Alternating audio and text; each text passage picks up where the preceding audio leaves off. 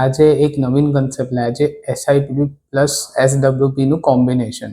આપણે અહીંયા એક્ઝામ્પલ લઈએ છીએ કે દર મહિને 20,000 રૂપિયાની એસઆઈપી કરીએ છીએ 20 વર્ષ માટે અને સરેરાશ 12% વળતર આવે છે.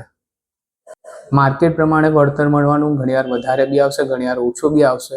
એટલે કન્ઝર્વેટિવ સાઈડ અત્યારે આપણે 12%નું વળતર ગણીને ચાલીએ છીએ. તો તમારું ટોટલ રોકાણ થશે 48 લાખ રૂપિયા અને 12%ના હિસાબથી માર્કેટ વેલ્યુ થશે લગભગ 1,84,00,000 જેવી. હું તમને પહેલા એ બતાવું કે અલગ અલગ ટાઈમમાં અલગ અલગ વેલ્યુ થાય છે આ જ એસઆઈપીની.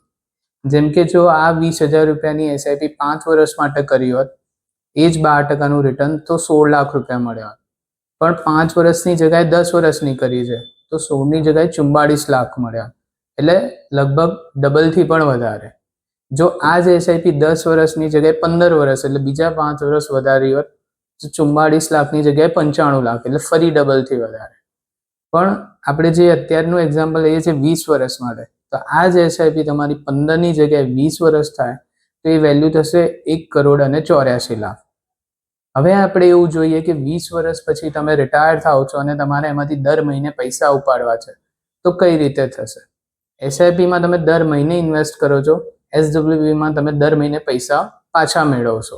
સો અહીંયા આપણું ઇન્વેસ્ટમેન્ટ છે એ આપણે કરી દઈએ 1,84,00,000. વિડ્રોઅલ રેટ 7%નો રાખીએ એટલે કે હું દર મહિને 1,07,000 રૂપિયા એસડબ્લ્યુપી દ્વારા ઉપાડીશ.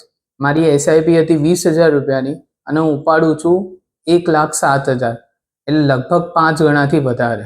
દર મહિને પૈસા બી મળશે અને તમારી મૂડી બી વધતી જશે. સો આ હતો એક એસઆઈપી પ્લસ એસડબ્લ્યુપીનો કન્સેપ્ટ. આ અલગ અલગ તમારી વેલ્યુ પ્રમાણે અલગ અલગ ટાઈમ માટે અલગ અલગ રીતે ડિઝાઇન કરી શકીએ છીએ. વધુ જાણકારી માટે ચોક્કસથી અમારો સંપર્ક કરો. Thank you very much. Akshay Shah, Rishabh financial services private limited. Thank you.